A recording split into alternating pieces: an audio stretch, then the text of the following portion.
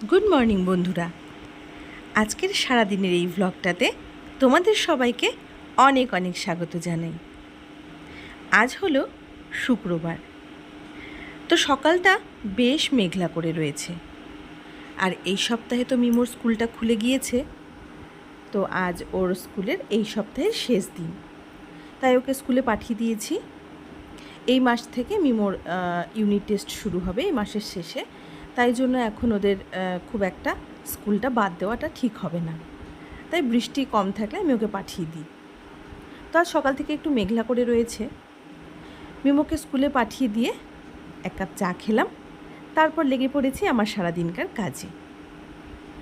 তো দেখছি কখনো রোদ কখনো মেঘলা, তো একবার জামা কাপড়গুলো বাইরে দিচ্ছি আর একবার তুলে নিচ্ছি, এই করতেও কিন্তু বেশ খানিকটা সময় চলে যাচ্ছে। তো প্রতিদিনই আমি মিমোকে স্কুলে পাঠানোর পর এই টুকটাক কাজকর্ম সেরে নিয়ে চলে যাই রান্নাঘরে জলখাবারের জন্য।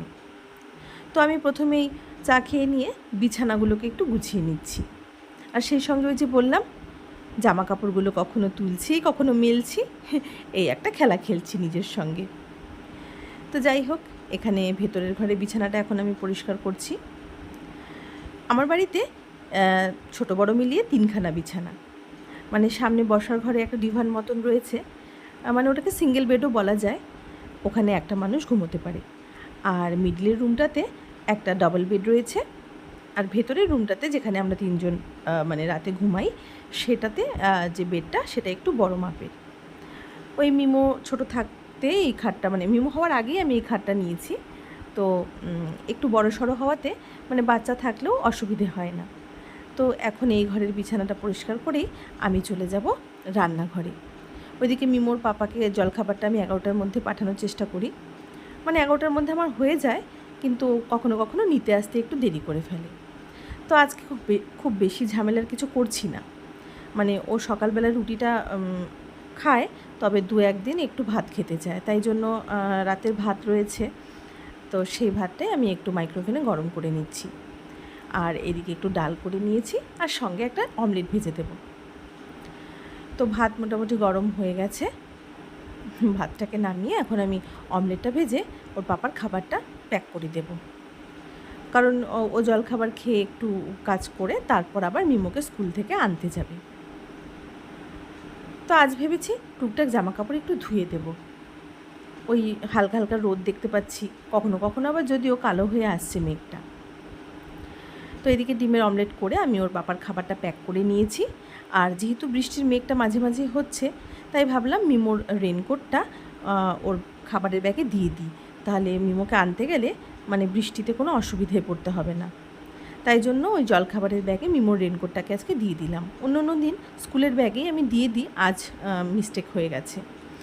তো যাই হোক, এখন ঘরে এসে দেখতে পাচ্ছি বিছানায় বেশ কিছু শুকনো কাপড় রয়েছে, যেগুলো কালকে আর সন্ধেবেলায় ভাঁজ করে ওঠা হয়নি, তো সেগুলোকেই এখন আমি পরিপাটি করে গুছিয়ে নিচ্ছি। আসলে এই জামা কাপড় ভাঁজের ব্যাপারটা আমার মানে এই জামা কাপড় ভাঁজের বিষয়ে আমার একটা খুঁতখুঁতে মনোভাব রয়েছে। মানে অন্য কেউ যদি এটা ভাঁজ করে আর সেটা যদি একদম পরিপাটি করে না হয়, আমার একটু রাগ হয়ে যায়। তো সেই জন্য আমি এটাকে সাইড করে রেখে দিই এবং যখন সময় পাই নিজেই গুছিয়ে নিই। তো এইদিকে জামা কাপড়গুলো গুছিয়ে বাকি ঘরবাড়িগুলো একটু পরিষ্কার করে নিয়ে আবার দুপুরের রান্নাবান্না রয়েছে। আজ সারাদিনটাই তোমাদেরকে শুধুমাত্র আমার কাজকর্ম এইসব ঘরের সব কিছুই দেখাবো। আসলে এখন তো ঘরটাকে নিয়েই আমার সবটা।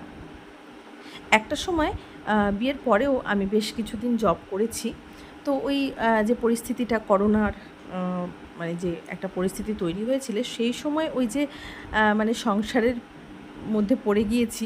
তারপর মিমো ছোট রয়েছে বলে আর তেমন কিছু তো করে ওঠা হয় না, তো সেই জন্য এখন মন দিয়ে সংসারটাকেই করছি, আর সেটাকেই বেশ সুন্দর করে গুছিয়ে রাখতে চাই।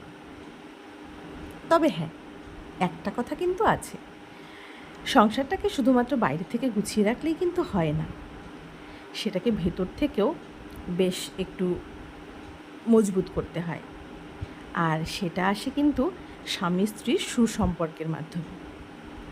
তো যাই হোক, অনেক কথা বলে নিলাম। কথা বলতে বলতে আমার কাপড়গুলো গোছানোও হয়ে গেল, তো এখন আমি বাকি ঘরগুলো একটু ঝেড়ে নেব। এটা আমার প্রতিদিনকার একটা রুটিন। সকালবেলায় কিন্তু আমার ওই দিদি একজন কাজ আমাকে হেল্প করে, যে উনি এসে কিন্তু সমস্ত ঘর বাড়ি ঝেড়ে মুছে দিয়ে গেছে। তা সত্ত্বেও আমি কেন যেন স্নানের আগে প্রত্যেকটা ঘর খুঁটিয়ে খুঁটিয়ে আবার ঝাড়তেই হবে। তো আজকে রান্নাবান্নায় ওই কাজের ফাঁকে ফাঁকেই একটু একটু করে রেডি করে নিচ্ছিলাম, সম্পূর্ণটা আর ভিডিও করা হয়নি। তো এখানে দেখো আজকে ইলিশ মাছের একটু তেল ঝাল করে নিচ্ছি, আর সেই সঙ্গে পনির আনা ছিল। তো পনিরটা আজকে না করলে নষ্ট হয়ে যাবে, সেই জন্য পনির দিয়ে আমি বড়া করে নিয়ে ওই ছানার বড়ার একটা, মানে ছানার কোপ্তা যেটা আর কি, কোপ্তা কারি, সেই রকম একটা বানিয়ে নিয়েছিলাম। ওই তোমরা শুনেছিলে না একদিন ছানার বড়ার তরকারিটা বেশ টেস্টি হয়েছিল, তো সেই থেকেই পনিরটাকে আজকে একটু অন্যভাবে, মানে ছানার তরকারির মতন করে রান্না করলাম। তো রান্নাটা একটু হুটোপাটির মধ্যেই করতে হয়েছে, সেই জন্য সম্পূর্ণটা ভিডিও করতে পারিনি, যেটুকুন পেরেছি সেটা শেয়ার করলাম। তো এদিকে মিমো আসার সময় তো পার হয়ে গেছে, মানে মিমো চলেও এসেছে। মিমো এদিকে স্নান টান সেরে হালকা একটু ফল খেয়ে এখন টিভি দেখছে। আমি এই তাড়াহুড়োটা করছি তার কারণ মিমোকে খাওয়াতে হবে, স্কুল থেকে এসেছে, বেশ খানিকটা বেলাও হয়ে গেছে। সকালবেলায় ওকে আমি টিফিনে বাড়ির খাবারটাই বেশি দেওয়ার চেষ্টা করি। তো যেহেতু ও সব কিছু খেতে পারে না, আর স্কুলে ডিমটা অ্যালাউ না, তো ওই ফল, শুকনো কিছু খাবার সব মিলিয়ে দিতে হয়।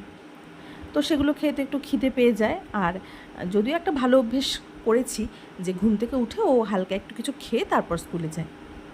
কোনো দিন একটু সুজি করে দিই, কোনো দিন ডালিয়া বা দুধ রুটি, দুধ কর্নফ্লেক্স, এগুলো ওকে আমি খাইয়ে দিই, এবং এটা ওর অভ্যেস হয়ে গেছে প্রায়। তো চটপট আমি স্নান সেরে একটু কোনো রকম ওই ঠাকুরকে ধূপবাতি দেখিয়ে নিয়ে বসে পড়েছি মিমোকে খাওয়াতে, কারণ ওই তো আমার আসল ঠাকুর, ও খেলেই আমরা খুশি। তো ওকে খাইয়ে নিয়ে ঘুম পাড়িয়ে বিকেলবেলায় উঠলাম। তো উঠেই শুনতে পেলাম মা ফোন করেছিল যে মা আজকে নাকি একটু ছোটো বোনের সঙ্গে ওই আমাদের এখানে যে মেলা এসেছে, 7 দিন যে মেলাটা থাকে আর কি, সেখানে বেড়াতে গেছে। তো চটপট শুনে আমি মাকে বলে দিলাম যে তুমি তো বের হও না, তুমি যাবার পথে আমার বাড়ি ঘুরে যাবে। তাই জন্য ভাবছি কী করি, মার যেহেতু ডায়াবেটিস রয়েছে, তাই জন্য মিষ্টি আর আনাই নি, ঘরেই আমি একটু হালকা করে চিড়ে, বাদাম, পাঁপড় এগুলো ভেজে নিচ্ছি, সঙ্গে চা করে নেব, আর জমিয়ে একটু গল্প হবে। তার জন্য মা আসার আগেই আমি এই সমস্ত কিছু রেডি করে নিচ্ছি। সন্ধে হয়ে গেছে, ওইদিকে মিমো কিন্তু ঘুমিয়ে রয়েছে, ওকে আমি সব সেরে নিয়ে তারপর ডাকবো। ও বেশ সারপ্রাইজ হয়ে যাবে যে আজকে সন্ধ্যাবেলায় দিদুন বেড়াতে আসবে।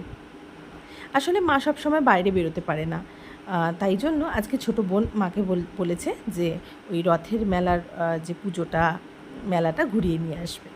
তো যাই হোক, দেখতে দেখতে মা চলে এসেছে, আর সঙ্গে আমার বোনও চলে এসেছে।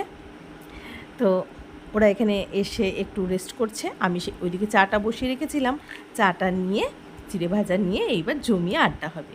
তো দেখছি ছোটো বোন আবার মিমোর জন্য এই ডেটসটা, খেজুরটা নিয়ে এসেছে, মানে এটা ওরা খায়, তো মিমো ওদের বাড়ি গেলে এটা ভীষণ পছন্দ করে, সেই জন্য এবার ওর জন্য একটা অর্ডার করেছিল। আর এইদিকে ওরা আবার মোমো নিয়ে চলে এসেছে। তো এত খাবার দাবার জানি না কী করে শেষ হবে, মোমো, চিড়ে ভাজা, চা সব মিলিয়ে মিশিয়ে আমরা একটু একটু করে খেলাম, ভীষণ গল্প করলাম, আর আজকের দিনটা দারুণ সুন্দর